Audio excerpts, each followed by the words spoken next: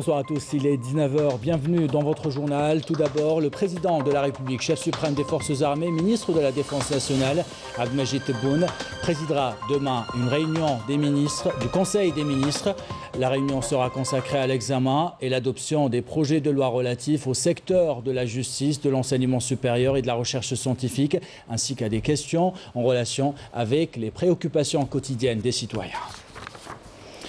Le président de l'Assemblée populaire nationale, Brahim Borali, a signé aujourd'hui à l'ambassade de Corée du Sud en Algérie, au nom du président de la République, Abdelmajid Tebboune, le registre des condoléances suite au décès de l'ancien président de Corée du Sud, Roh Tae-woo, qui s'est éteint à l'âge de 88 ans. En ces douloureuses circonstances, au nom du président de la République, Abdelmajid Tebboune, de l'Algérie, peuple et gouvernement, et en mon nom, mes sincères condoléances, mes sincères sentiments de compassion et d'empathie à la République de Corée, pays ami, a écrit Borali sur le registre des condoléances.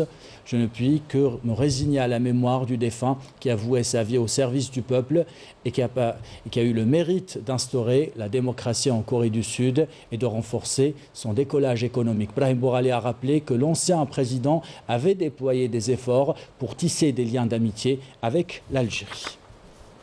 Dans l'actualité de ce samedi, cette réunion du gouvernement, le Premier ministre, ministre des Finances, Ayman Ben Abdelrahman, a présidé aujourd'hui une réunion du gouvernement tenue au palais du gouvernement. Lors de cette réunion hebdomadaire, le gouvernement a eu à examiner plusieurs points. Dans le domaine des télécommunications, il a été examiné un projet de décret exécutif fixant les conditions de délivrance d'autorisation générale pour l'établissement, l'exploitation et la fourniture des services de communication électronique au public et les montants et les contreparties financières des redevances et des contributions mensuelles et afférentes.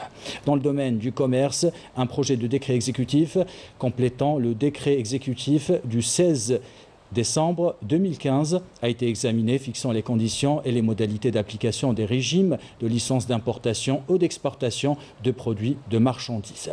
Sur un autre plan, il a été présenté une communication du ministre en charge du commerce portant sur la procédure de suspension temporaire d'importation des produits classés et des rubriques tarifaires intitulées « Autres ».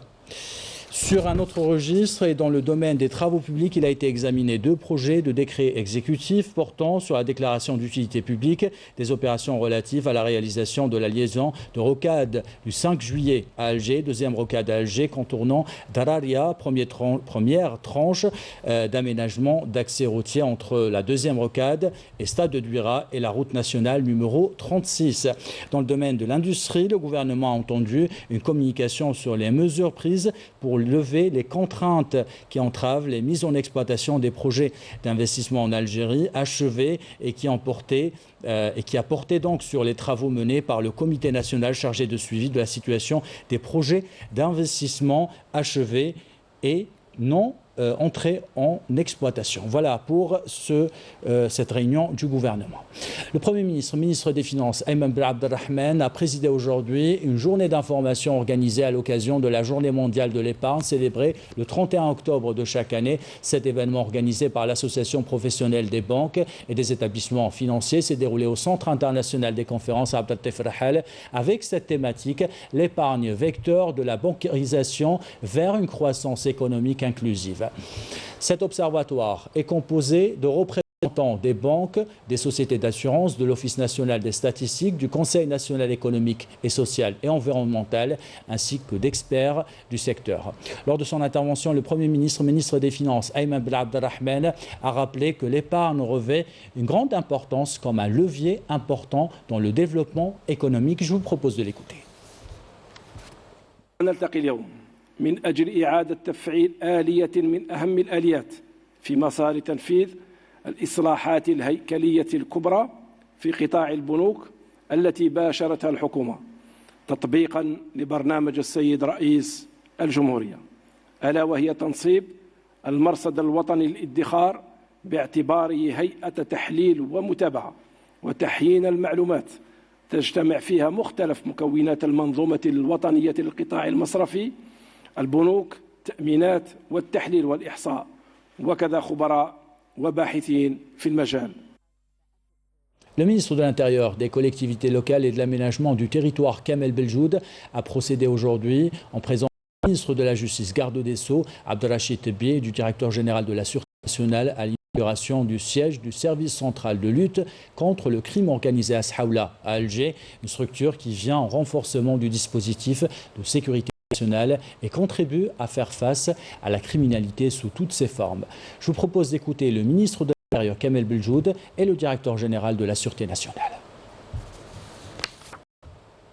مما لا شك فيه أن الإجرام قد أخذ أبعادا خطيرة عبر كافة المعمورة، حيث يتفنن مختلفوه باستعمال وسائل التكنولوجية الحديثة واستغلال الفضاء السيبراني لبلوغ مآربهم الدنيئة، وكثيرا ما تكون مستهدفة لعمق الإنسانية وقيمها بضرب وإرباك مواردها الاقتصادية لجرها عنوة نحو آفاق مظلمة ناهيك عن كل ما يترتب عنها من مآسي وفقدان لطعم الحياة.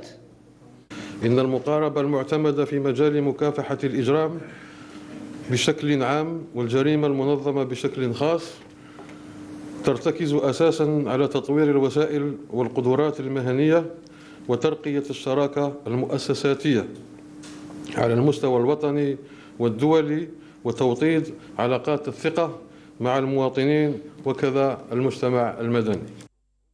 Voilà pour ces déclarations, et on consacre une grande partie de ce journal aux commémorations du 67e anniversaire du déclenchement de la glorieuse révolution du 1er novembre 1954, et on s'arrête ce soir devant le courage de la Moujahida Leila Sdira, une figure de proue de la résistance contre le colonialisme à l'est du pays. Elle a confié à nos équipes de Constantine que l'oppression et la torture de l'armée coloniale ont fait naître chez elle une détermination trempée en acier pour combattre l'injustice et contribuer à libérer son pays. Commentaire signé Badia Amarti. Leila Sdira, fille de Bellekhel al-Aroussi, est née en 1938. Elle s'est engagée dès son jeune âge dans la lutte contre le colonialisme. Sa maison familiale était un lieu de rencontre pour les combattants et les moudjahidines. Ils sont venus, ils ont pris ma sœur, mon père et ensuite moi, car ils ont eu des informations sur mon engagement dans le réseau des moudjahidines, car notre maison familiale était un carrefour pour les moudjahidines. Je remercie le bon Dieu, malgré toute la torture dont les traces sont toujours visibles dans mon corps, malgré l'injustice et l'oppression du colonialisme, le sens du patriotisme est resté ancré en moi. C'est avec une grande modestie que notre Moudjahida évoque son parcours dans le combat pour la libération du pays. Après l'indépendance, elle a participé à l'édification de l'Algérie en créant le mouvement national des femmes qui a représenté la femme algérienne à différentes manifestations nationales et internationales. En juin 1967 a été organisée une conférence internationale des femmes pour la paix et j'ai représenté la femme algérienne. Dieu merci, le drapeau algérien a été hissé à l'étranger. Notre voix entendue ainsi que notre position de solidarité avec la Palestine. Cette grande moudjahida nous a rappelé les sacrifices consentis aux côtés de ses frères et sœurs fidaïines pour que vive l'Algérie libre et indépendante. Et justement, cette liberté s'est arrachée grâce à plusieurs luttes.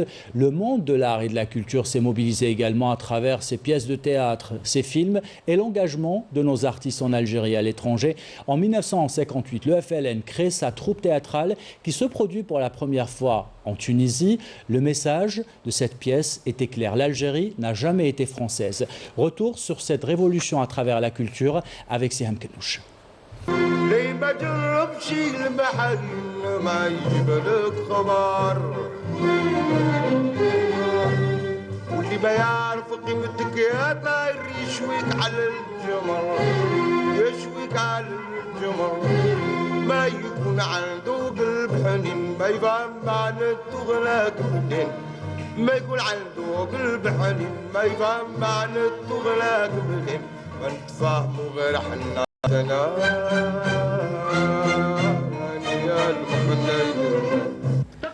Ils ont chanté la révolution. Ils ont écrit et décrit le périple d'un peuple, sa misère sous l'emprise du colonisateur français, mais aussi sa détermination à arracher son indépendance. Eux, ce sont des poètes, des chanteurs, des écrivains, des dramaturges qui, avec subtilité et éloquence, ont dit non à une Algérie française.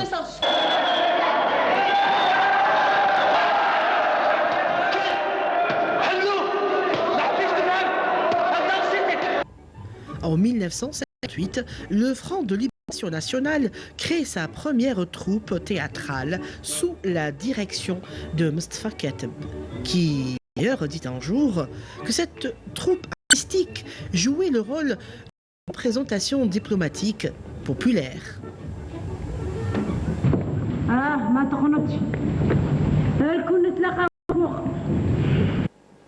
De grandes plumes ont su aussi décrire le dur quotidien de l'enfant algérien lors de la colonisation française, tels que Mouloud Ferroun et le petit Fouroulou dans Le Fils du pauvre, ou Omar dans La grande maison de Mohamed Dib. Quand l'art se transforme en une véritable arme avec laquelle il s'engage corps et âme dans une révolution qui a eu de très grands échos internationaux. Ils ont chanté un jour aussi la liberté.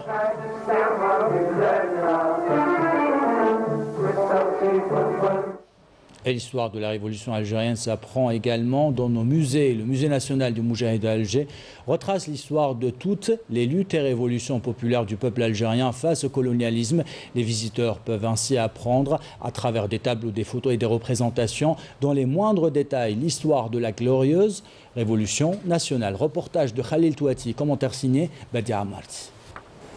C'est au niveau de ce monument imposant qu'est fait la fierté de l'Algérie qu'est abrité le musée national du Moudjahid, qui renferme des galeries d'exposition retraçant l'histoire du combat du peuple algérien contre le colonialisme français depuis le début de sa colonisation de l'Algérie. Dans cette galerie dédiée à la résistance populaire, les visiteurs découvrent les chefs des soulèvements populaires, à l'exemple de l'Émir Abdelkader et Ahmed Bey. Ce sont les premières figures de la résistance populaire algérienne contre le colonialisme français qui ont joué un grand rôle, à l'exemple de l'Émir Abdelkader, El Hadj Ahmed Bey, Cheikh Hamoud, Ouled Sidi Cheikh, Cheikh Bouamama et Fatman Soumer. Le visiteur de ce musée peut découvrir toutes les étapes de la résistance, la lutte politique, les révolutions populaires, jusqu'au déclenchement de la glorieuse guerre de libération nationale. Dans cette galerie, vous pouvez voir la première photo du groupe historique des 22 qui a préparé le passage à la révolution armée, et aussi le groupe des 6 qui ont planifié le déclenchement de la guerre du 1er novembre. Vous pouvez voir aussi l'offensive du Nord constantinois le 20 août 1955, le congrès de la Soumam, la bataille d'Alger, en plus de la grève des 8 jours. Le visiteur de ce musée peut aussi découvrir des photos et des tableaux retraçant l'atrocité du colonialisme français, des crimes qui resteront gravés dans la mémoire des Algériens et des générations entières qui refusent l'oubli. Et justement, pour cet oubli, permettre à toutes les générations de connaître les grands noms de la révolution algérienne, on s'arrête ce soir devant le parcours singulier de Mohamed Boumezreg. Il est considéré comme un architecte de la glorieuse équipe de football du Front de Libération Nationale. Le stade olympique de Chlef porte son nom. Dans ce journal, on vous propose de revenir sur son parcours exceptionnel. Commentaire de Sofiane Hamouti. Le stade de Chlef est un stade olympique qui porte le nom de Mohamed Boumezreg, un des symboles de la révolution algérienne et les fondateurs de l'équipe nationale de football. Né le 13 juin 1921, Mohamed Boumezreg est considéré comme un architecte de la glorieuse équipe de football du FLN, qui avait porté le drapeau algérien pendant la guerre de libération nationale. Mohamed Boumezreg est un symbole de l'équipe algérienne de football et l'a tant donné pour l'équipe de FLN. Aujourd'hui, ce stade porte son nom. Mohamed Boumezreg a commencé sa carrière dans l'équipe de Chlef, sa terre natale, à l'âge de 10 ans. En 1936, Mohamed Boumezreg se dirige vers la France pour jouer dans plusieurs équipes françaises, comme l'équipe FC Valenciennes et Red Star de Paris.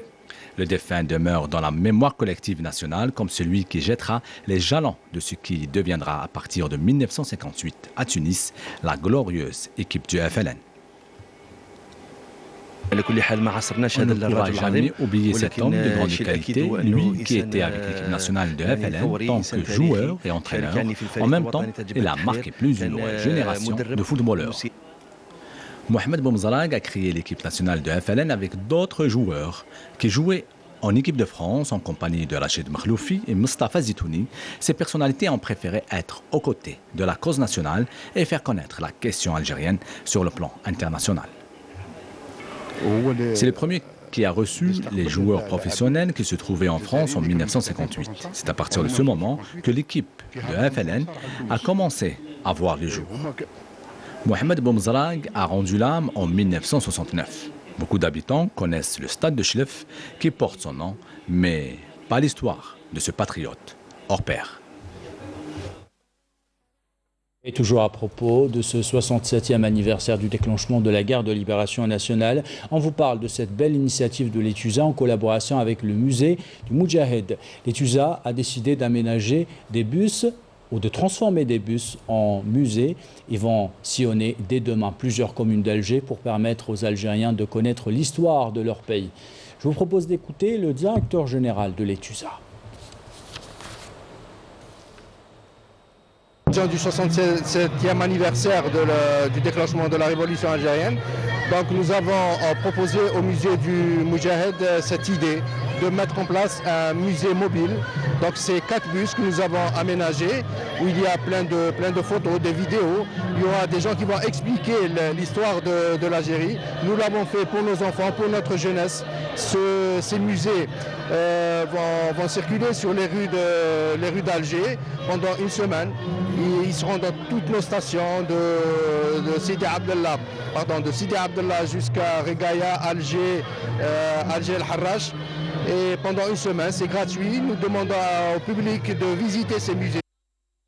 Et toujours à propos de ce 67e anniversaire du déclenchement de la guerre de libération nationale et à travers tout le pays, des opérations de distribution de logements ont été organisées. 11 740 unités de logements, toutes formules confondues, ont été distribuées au niveau de la capitale. Cérémonie présidée par le Wali d'Alger à Ouagla. 1077 logements relevant de différents programmes d'habitat ont été attribués à leurs bénéficiaires.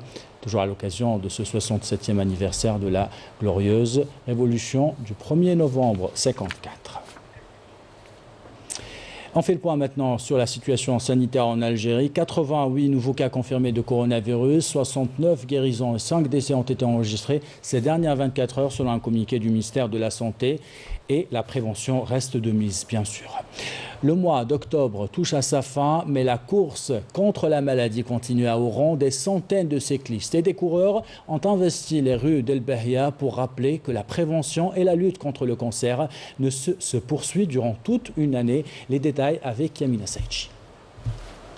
Une vague rose a inondé la ville d'Oran en hommage à toutes les femmes touchées par le cancer du sein. Octobre rose, c'est le thème de cette manifestation sportive qui a enregistré une très forte participation. L'objectif est de sensibiliser la femme sur l'importance du dépistage précoce. J'ai participé pour pédaler, pour soutenir les femmes concernées à l'occasion d'Octobre Rose. Ça s'est bien passé. Je suis contente d'avoir participé. Nous avons été nombreux à participer à cette course de 5 km. Nous sommes là pour un travail de sensibilisation contre le cancer du sein. En plus d'encourager les femmes à faire le dépistage, cette manifestation sportive de proximité vise à informer davantage les femmes sur la prévention contre le cancer du sein. Avec cette course, nous faisons la promotion des Jeux méditerranéens tout en faisant un travail de sensibilisation au cancer du sein et au dépistage précoce. Nous avons réussi à toucher le maximum de personnes. Je tiens à remercier tous les participants et les organisateurs. Sans eux, cet événement n'aurait pas vu le jour.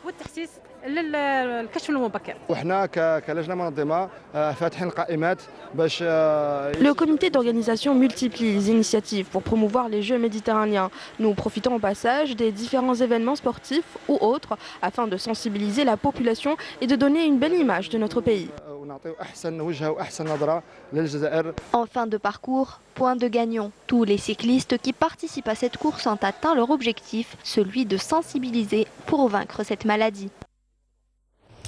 Voilà pour ce reportage. Dans l'actualité internationale, le ministre sahraoui des Affaires étrangères, Mohamed Ould Salek, a réaffirmé que l'option de la paix comme alternative de la guerre n'est possible que sur la base du respect de la légalité internationale qui ne reconnaît pas la souveraineté du Maroc sur le Sahara occidental. De son côté, l'ambassadeur russe adjoint à l'ONU a affirmé que son pays s'est abstenu lors du vote vendredi au Conseil de sécurité portant prolongation du mandat de la MINURSO en raison de certaines ambiguïtés contenues dans le texte de la résolution qui ne reflète pas la réalité objective sur la colonisation du Sahara occidental. Envoyé spécial des Nations Unies au Mali, El Gassim Wane a souligné que la présence de la mission multidimensionnelle intégrée des Nations Unies pour la stabilité du Mali est cruciale dans un climat marqué par l'instabilité dans le nord et le sud du pays. Il a rappelé également que la situation humanitaire est préoccupante avec 4,7 millions de personnes qui ont besoin d'assistance et plus de 400 000 personnes déplacées à l'intérieur du pays.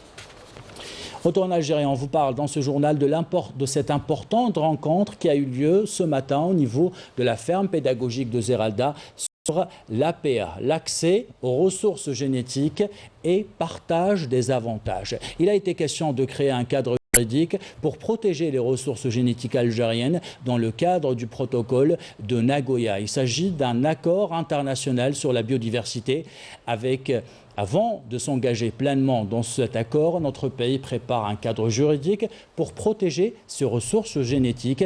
Couverture signée Saïda Mayouf.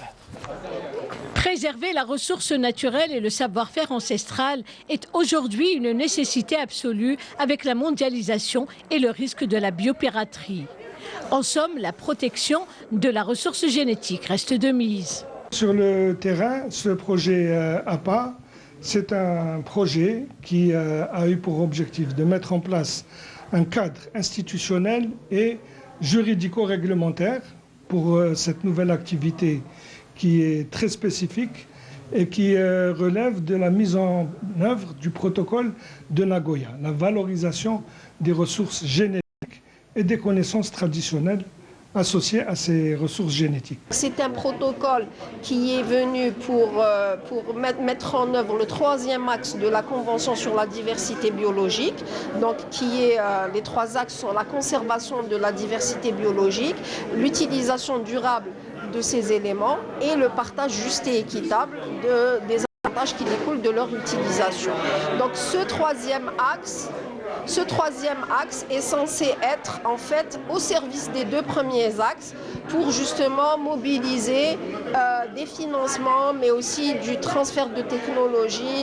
La mise en œuvre du projet APA implique inéluctablement la communication sur le droit de la propriété intellectuelle. C'est-à-dire qu'une fois qu'on développe des procédés, des produits sur la base des ressources génétiques, il peut avoir des droits de propriété intellectuelle, d'où le lien et le besoin de mettre en œuvre ces dimensions de droits de propriété intellectuelle. On en est, disons, à 2 phases. La phase 1 de mise en œuvre et de renforcement des capacités. Les institutions concernées par les droits de la propriété intellectuelle ont été saisies, les capacités ont été renforcées et cette question est prise en compte dans le cadre qui doit être adopté dans le futur. APA, accès et partage des avantages justes et équitables liés aux ressources génétiques, est un projet qui se projette dans le développement durable et la création de richesses.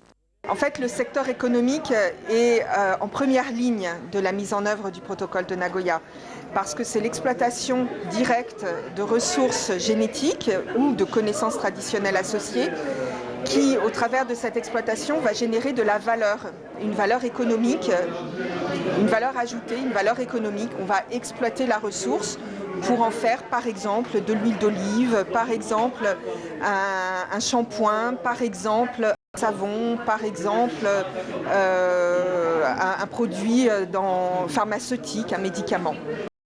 Le projet a d'un développement basé sur la valorisation de la biodiversité est un enjeu de taille dont concrétisation réside dans l'implication de plusieurs secteurs confondus avec des mécanismes effectifs sur le terrain. Et on reste dans le domaine de la biodiversité.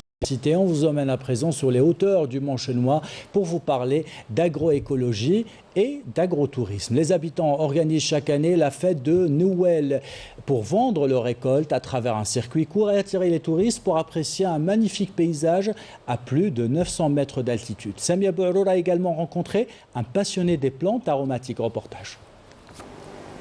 Les habitants du Mont Chenois fêtent chaque année Noël, le début de la saison agricole, dans la convivialité. Ici, la terre rouge est très généreuse.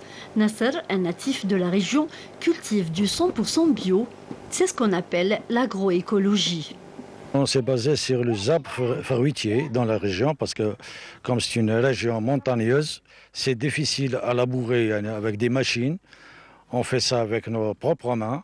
On essaie toujours de faire adapter quelques espèces de plantes qui existent ailleurs.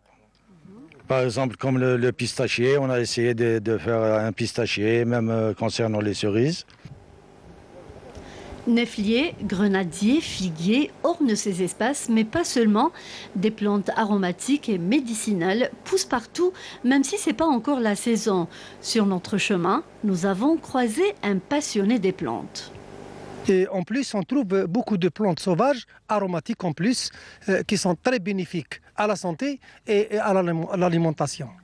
On trouve ici que, par exemple, le calamon épéta qu'on dit napta, et la menthe soave, les timersat, le macérancy bergnis ou ziyata à chinois. On trouve aussi l'origan, zatar. L'origan zatar tal djbel, on trouve le serpol et le zatar général, on trouve aussi le thym, le zaïtara. Prendre soin de sa terre n'est pas seulement une tradition, mais un savoir-faire pour se nourrir sainement et préserver sa santé. Je tiens dans un fruit sauvage. Chez nous, on l'appelle sesno. Il y a d'autres régions qui l'appellent sisno. Il y a d'autres régions qui l'appellent lenj. En arabe, c'est le qotlob et en français, c'est l'arbouze. C'est l'arbousier qui nous donne ce fruit-là. Il est très riche en vitamine C. Il est 30 fois plus riche que l'orange en vitamine C.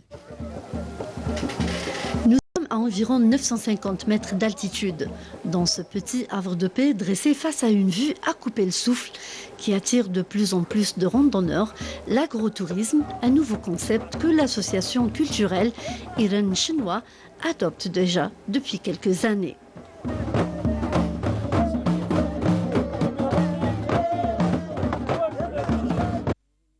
Et avec ces belles images du Mont Chenois, nous arrivons à la fin de ce journal. L'équipe de la rédaction qui l'a préparé, l'équipe technique qui l'a réalisé, vous remercie de l'avoir suivi. Merci pour votre fidélité. Belle soirée.